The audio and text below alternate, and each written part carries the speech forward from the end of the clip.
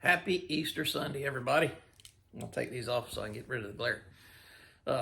Life from the Bridge 2025. Looks like I got a fade, but might just be me holding my head crooked. Who knows?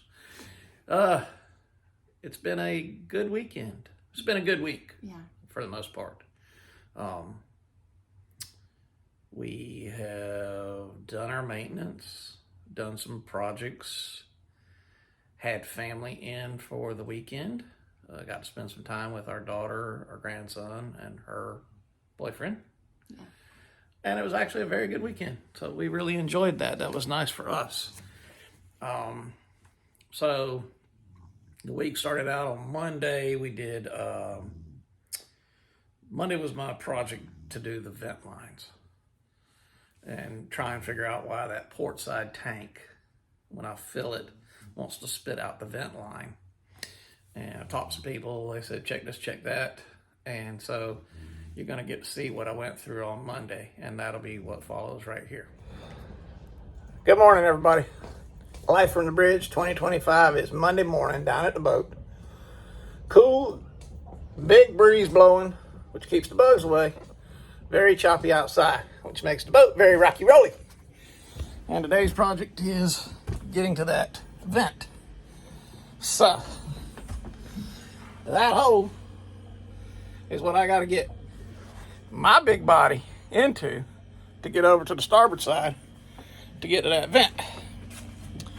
And so, let me turn the light on in there. You can see kind of what I'm getting into. So, this is the hole I'm going in. And over there against the wall, let's see if I can move this light. Those hoses are the vent and fuel lines. And as you can see, I've got the one loose. And that should be the vent line. Sorry about the thumb. That should be the vent line for the port side vent. So that's what I'm into today. And like I say, you can see the hole.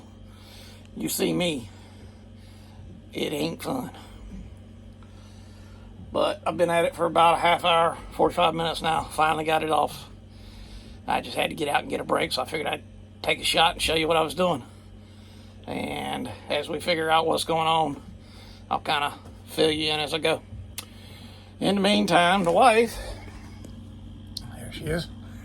She's been unloading some boxes and stuff and more provisions that we brought down and things that we brought from the house that needed to come on the boat. So we've done that.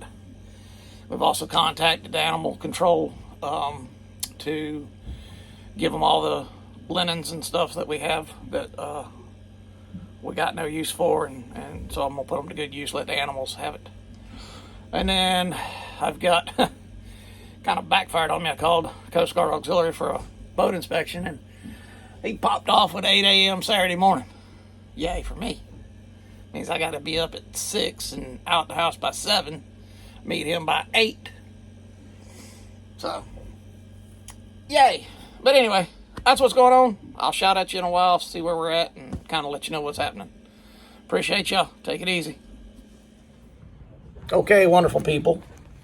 So, the hose that I had taken off in that little cutty hole that you saw turned out to be the starboard vent and not the port vent. Woohoo! So the port vent is hidden behind one of the main fuel lines, fuel fill lines. Pretty much impossible to move all that without having to dismantle every bit of it. So, back up and punt, aka the pivot, went down in the engine room.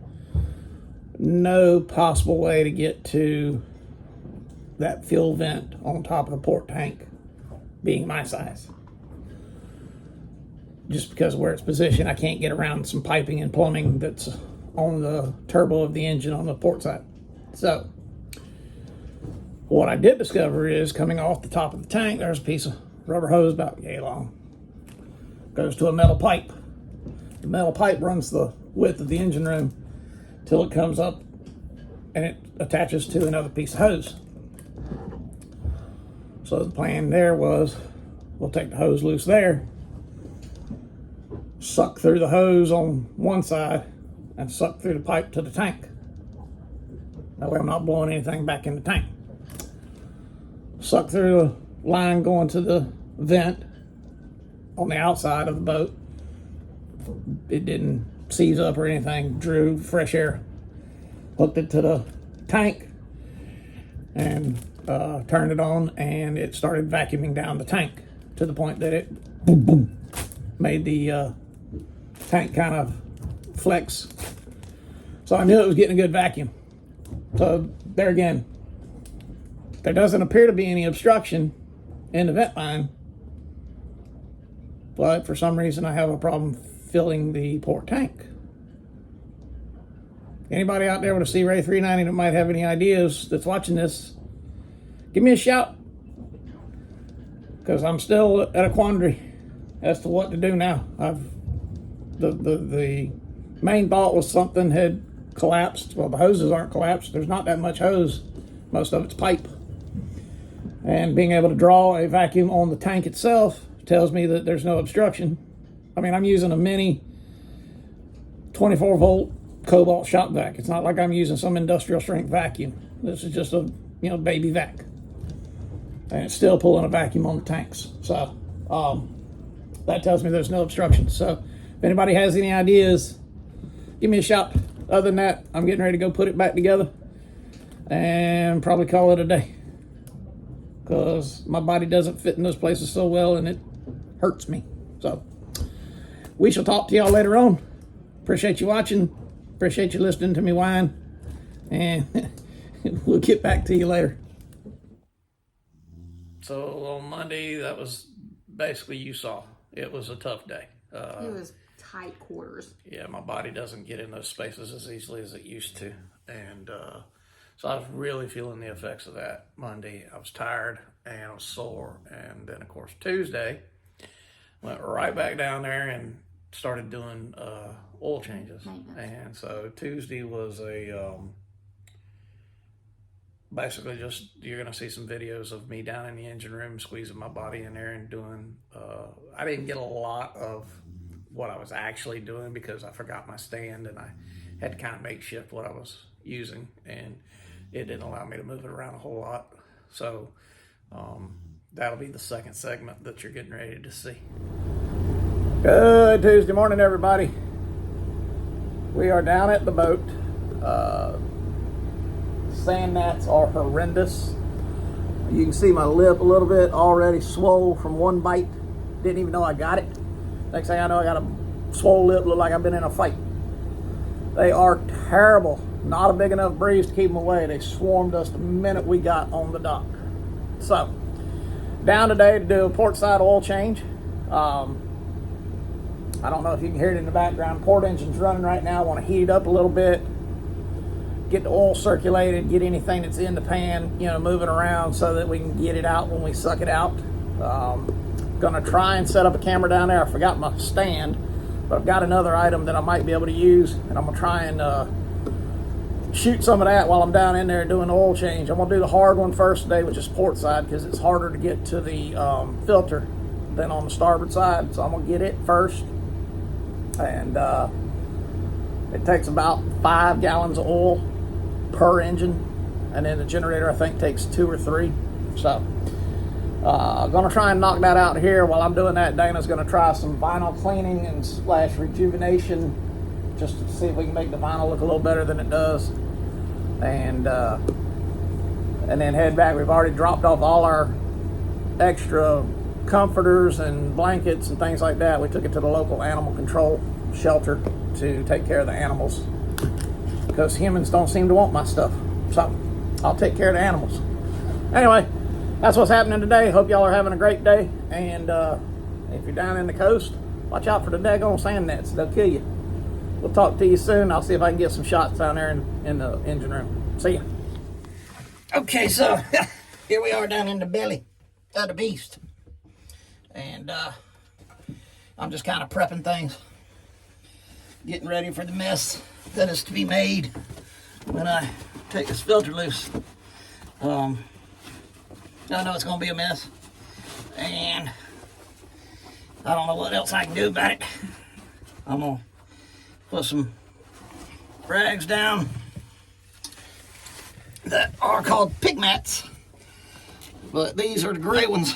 They have a multi-use as opposed to the white ones. They cost a little more, but they'll soak up pretty much any kind of fluid that there might be that comes out. So, it ain't pretty. It's tight. I'll probably try and take a trash bag and stick under this filter so that I can limit how much gets spilled. If you've ever done oil changes, you know that when you pop that thing loose, she starts dropping. So, I have what's called a reverse flow or reverso oil change system built in. What it allows me to do is hook a hose to the bottom of this machine that's on the side here. And I know you can't see it. I'll show it to you later on. I'll take a picture of it. I can open a valve to either engine or generator. And then I can put a hose underneath it on the bottom. And I'll show you that. It's hanging up over here. Anyway, that goes on there. And then you just turn it on. It pumps the oil out. And you can put it in whatever jug or bucket you got. My plan today is to put the clean oil in this clean bucket. And after I do that, then I'll suck the dirty oil into these jugs so that I can transport it to Advance or somebody like that so they can dispose of it for me. So, that's the plan. I'm not going to film all of it because it's boring. I'll get what I can of it. I'll show you some things. And then we'll kind of go from there. But in case you're wondering about that filter, that right there is an oil filter. That's the hole in that oil filter. If you drive a truck or a boat, you know this is a big boy. Drive a car, this is huge. So anyway, that's, put it next to my arm. Kind of give you an idea. All right? So, I'll get with you in a little bit. I'm going to try and do this as neatly as possible. I know it ain't going to happen, but we hope for the best and expect the worst. See y'all in a little bit. All right, folks. So, I got the old oil out. Got the old filter out. Almost didn't make a mess. Made a small mess. So, not too terrible. So now we're getting ready to pump oil back in. I got 5 gallons of oil sitting here in a bucket. And I got my little friendly reverso hose.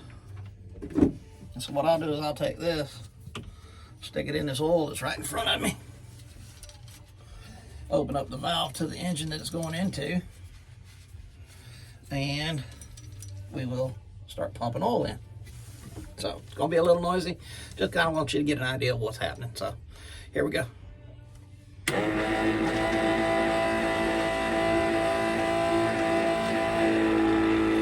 You heard it change the noise. So now it should start sucking and putting into the engine.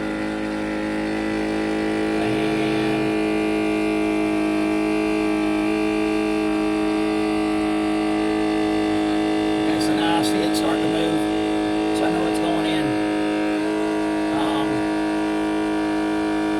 Pulled 3.5 out, put about 2 quarts in the filter before I put it back on, and so I'm going to have to play it by ear. Undoubtedly, I don't take 5. I thought it was 5 gallons, but it only pulled 3.5 plus 2, so that'd be right at 4. So we're going to kind of watch it. Measure it as we go, as it goes in. I'll check it as it goes and kind of see from there. But that's the kind of noise. But hey, this makes life easy. I don't have to try and get under the engine, not having to suck it out through the. Now that's an alternative. If you don't have one of these, you can suck it out through the dipstick tube. That's another way to go. Get you a little pump and a tube that'll fit down your dipstick tube. Rock it out. lot of people do that too that don't have the reversal. We actually got lucky. The boat already came with it on it. We didn't have to install it. Nice for us. So, once I get everything done, I'm not going to do fuel today. Probably do that later this week. I want to double check a thing or two before I do it. Just make sure I'm doing it right. Even though I did it in the Coast Guard, yes. Things change over time, and I want to make sure that I don't do something wrong. So we're going to let this go, finish it up, and call it a good done thing. I'm only going to do port today. I'll do starboard tomorrow. Tomorrow's supposed to be a rainy day. It'll be good to be in the engine room and good to be inside. So Dana's been up top. She's painted, quote unquote, painted one of the seats that looks, when I walked up there, it looked brand new. So we're going to see how this stuff does. We'll go from there. Appreciate your time. Any questions, shout it out. I'll be happy to answer if I can. Talk to you later.